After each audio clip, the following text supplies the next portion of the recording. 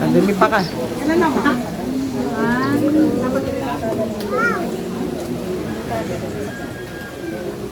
Asa na yung aking? Sana wala. Wala yung camera mo natin eh. Ganon kayo. Nagpipicture ka siya. Okay. Hindi kayo. Hindi, ganon ka din po. Tayo na, patayo.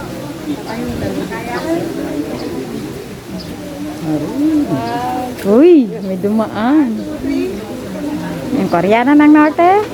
Ang sexy-sexy mo. Ay, oo nga. Nice to meet you, ma'am.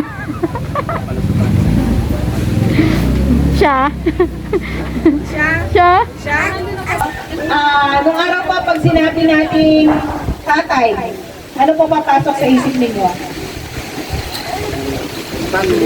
Responsibility. Provider.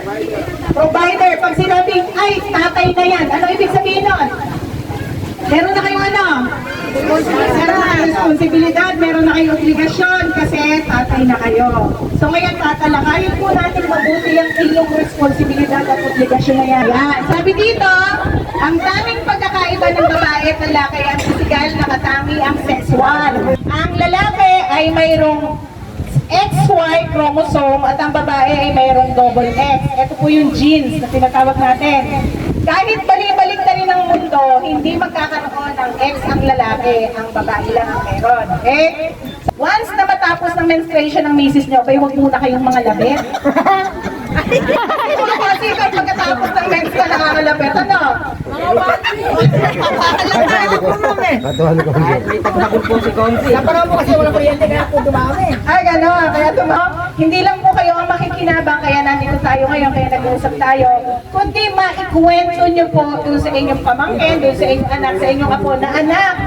Kayo palang mga kalalakihan, pag dumating doon sa stage na kayo ay fertile na, kailan po ba yun? Kailan po ba ang isang lalaki ay makakabuntis na?